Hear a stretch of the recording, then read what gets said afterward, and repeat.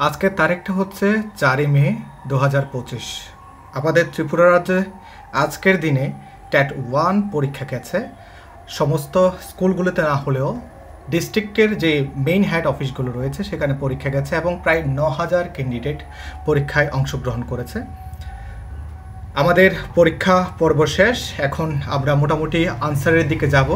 Answer বলতে টিআরবিটির সময় হলে টিআরবিটি অবভিয়াসলি টেন্টেটিভ প্রথমে আনসার কি দেবে, এরপর ফাইনাল আনসার কি দেবে, তার আগে আমরা কিছু অ্যানালাইসিস করে নিতে পারি এবং আমাদের সেলফ ইভ্যালুয়েশনের জন্য কিছু কাজ করতে পারি।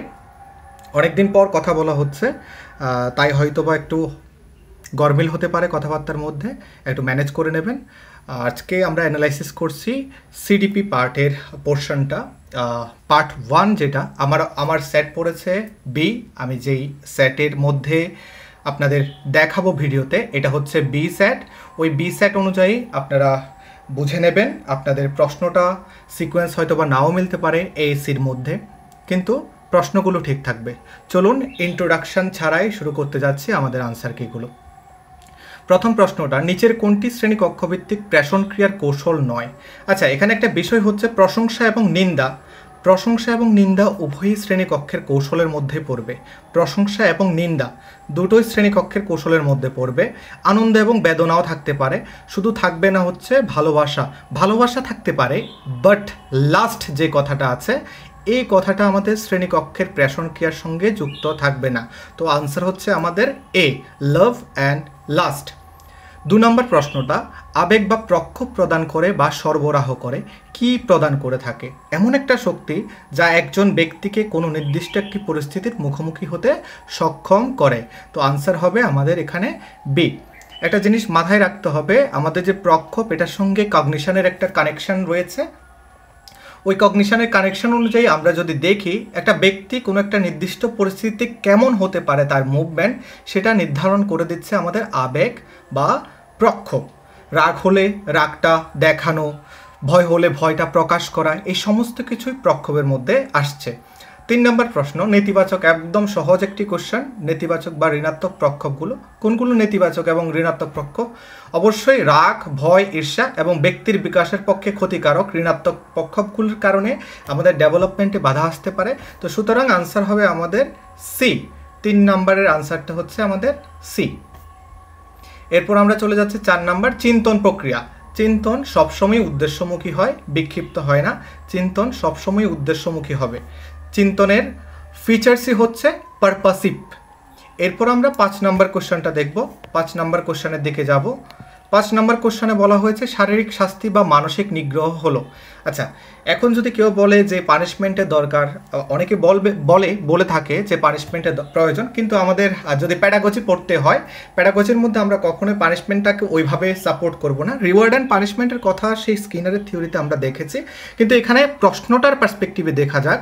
বিদ্যালয়ে শৃঙ্খলা রক্ষার জন্য প্রয়োজনীয়, এটা কখনোই একটা শ্রেণীকক্ষকে ম্যানেজ করার টেকনিক হতে পারে না। সেটা হচ্ছে প্রেশারাইজ করে একটা ছাত্রকে তার যে ক্রিয়েটিভিটি রয়েছে, তার যে প্রকাশধর্মিতা রয়েছে সেটা বন্ধ করে দেওয়া। কিন্তু বি নম্বর অপশনটাতে কি রয়েছে? শিক্ষার অধিকার আইন 2009, রাইট টু এডুকেশন অ্যাক্ট, যেটা 2010 1 এপ্রিল লাগু হয়েছিল সারা বছর।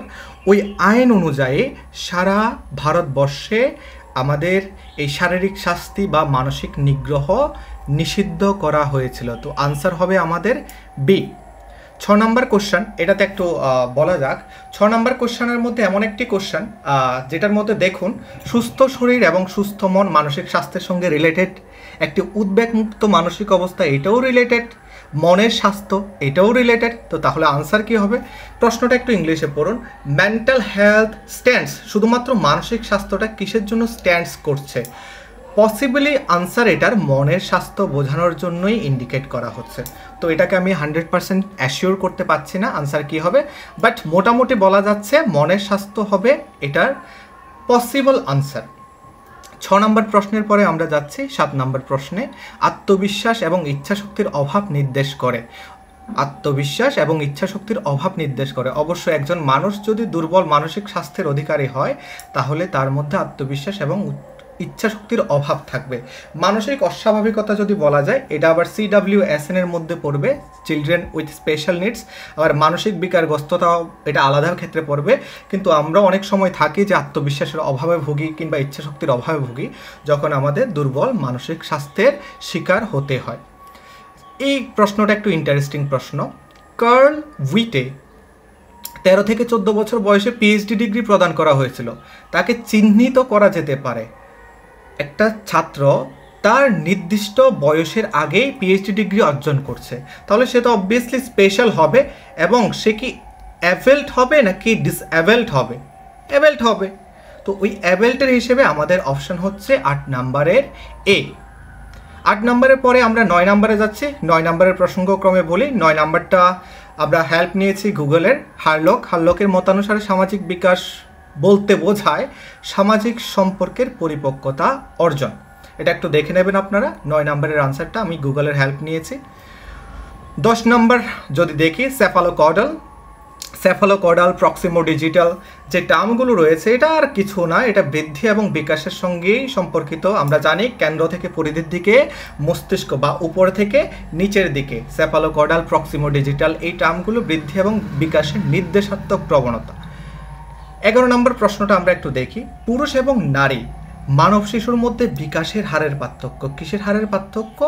বিকাশের হারের পার্থক্য থাকে। আচ্ছা, বিকাশের হারে তো একে তো পুরুষ এবং নারী তাদের বায়োলজিক্যাল গ্রোথটা ডিফারেন্ট, তার সত্ত্বেও আমাদের টার্ম হচ্ছে বিকাশ।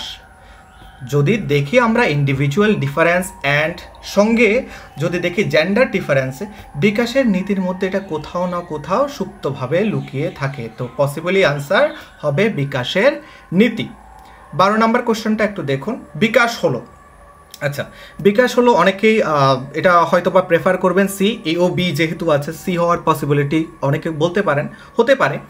কিন্তু এখানে একটা জিনিস দেখুন, বিকাশ কি? বিকাশ অবশ্যই একটা পরিপক্কতার দিকে অগ্রসর হওয়া, সামনের দিকে সুশৃঙ্খল অগ্রগতির ধারাবাহিকতা, একটা সিকোয়েন্স ওয়াইজ চলবে। কিন্তু বৃদ্ধিটা আসলে, এই বৃদ্ধিটা হচ্ছে বিকাশেরই একটা পার্ট বলা যায়। অর্থাৎ বৃদ্ধির পরিসরটা কম, বিকাশের পরিসরটা বেশি। সুতরাং আনসার হওয়ার পসিবিলিটি অপশন এ। 12 নম্বরের পর আমরা আসছি 13 নম্বরে। বিকাশবাদী মনোবিদগণ চমস্কি। আচ্ছা, চমস্কির কথা বললে আমাদের ল্যাডের কথা মনে করতে হয়, ল্যাঙ্গুয়েজ অ্যাকুইজিশন ডিভাইস। এবং তিনি ভাষা নিয়ে যত কথা বলেছেন, ভাষা স্ট্রাকচার, ইউজি মানে ইউনিভার্সাল গ্রামার, এসব কনসেপ্টগুলো চমস্কির সঙ্গে রিলেটেড। তো নৈতিক বিকাশ তো কখনোই হবে না, আসছে হচ্ছে ভাষার অর্জন এবং ভাষার কাঠামো বা ভাষাগত বিকাশের কাঠামোর তথ্য, চমস্কির সঙ্গে রিলেটেড।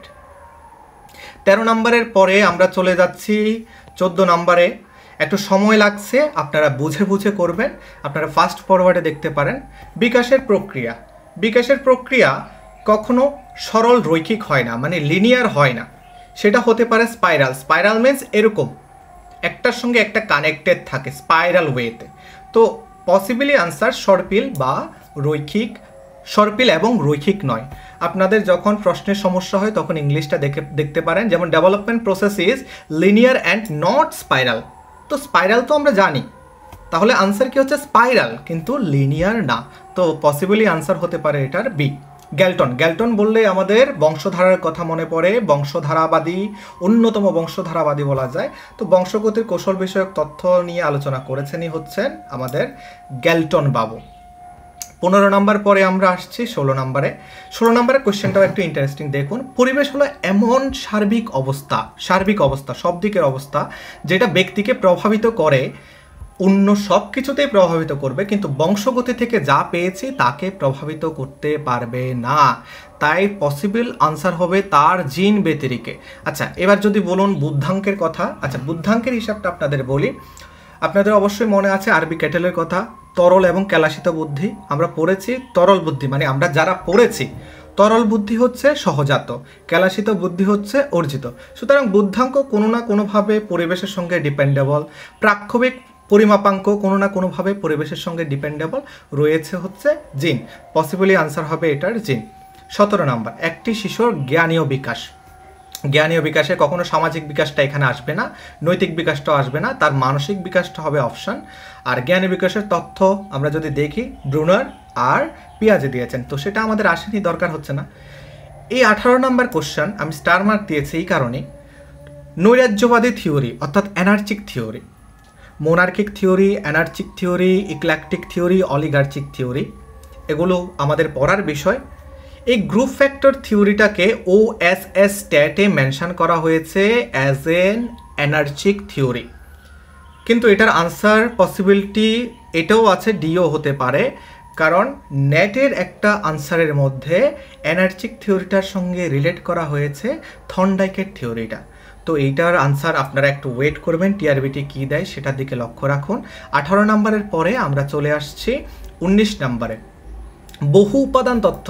বহু উপাদান আমাদের বোঝা যাচ্ছে না, বহু উপাদান তো থার্স্টনও রয়েছে, সঙ্গে আমাদের থর্নডাইকও রয়েছে, কিন্তু ইংলিশ টার্মটা দেখলে আমরা অবশ্যই বুঝবো গ্রুপ ফ্যাক্টর হলে থার্স্টন, মাল্টিপল ফ্যাক্টর হলে থর্নডাইক। তাহলে এখানে থর্নডাইকের অপশন আছে কি? অপশন নেই, তাহলে আনসার হচ্ছে কি ডি। LL থার্স্টন প্রধান প্রচারক ছিলেন group factor theory. Group factor theory আছে কি? আচ্ছা, চতুর্মাত্রিক তথ্যের আমরা এটা পড়িনি কখনো। হায়ারকিয়াল থিওরি বার্টেন ভার্ননের কথা বলা হয়েছে। বুদ্ধির বাছাই তথ্য হচ্ছে থমসন, গোলফ্রেড থমসন।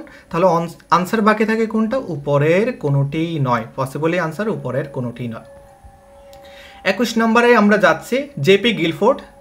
একে তো প্রথমে তিনি ইন্টেলেক্টের একটা মডেল প্রকাশ করেছেন, দ্বিতীয়ত স্ট্রাকচার অফ ইন্টেলেক্টের কথা বলেছেন।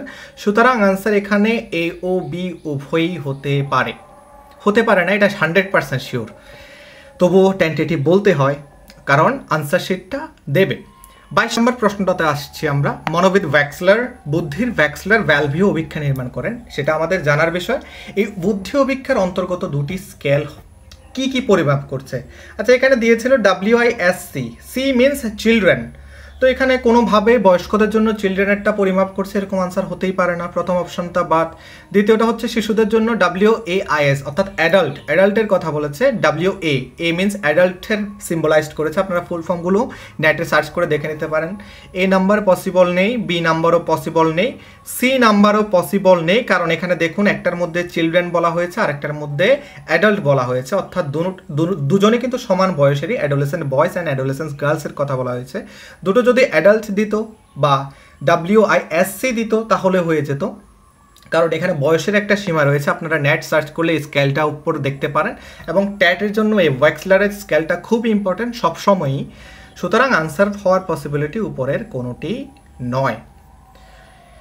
এবার একটা কোশ্চেন এসছে যে বুদ্ধির অভিক্ষা, আর্মি আলফা, আর্মি বেটা, এগুলো সবগুলোই মানে দুটোই রয়েছে, আর্মি আলফা, আর্মি বেটা বুদ্ধির দলগত অভিক্ষা হিসেবে থাকবে। আর্মি ইন্ডিভিজুয়াল যে টেস্টটা রয়েছে সেটা হচ্ছে একক অভিক্ষা বা ব্যক্তিগত অভিক্ষার মধ্যে থাকবে। সুতরাং আমরা এখানে আনসারটা নেব বুদ্ধির দলগত অভিক্ষা হিসেবে। এরপর আমাদের 24 নম্বর প্রশ্নটা আমরা দেখছি, বুদ্ধাঙ্ক শব্দটির ব্যবহার সূচনা করেছিলেন জার্মান মনোবিদ উইলিয়াম স্টার্ন। এটা আমরা জানি, উইলিয়াম স্টার্ন আইকিউর কথা বলেছেন। এটাকে ব্যবহারিক ক্ষেত্রে অর্থাৎ আইকিউর সূত্রটা কে দিয়েছেন সেটাই জিজ্ঞেস করেছে। আইকিউ সূত্র কে দিয়েছে? টারম্যান ছাড়া আর কেউই দেননি এখানে, টারম্যানই দিয়েছেন আইকিউ সূত্র।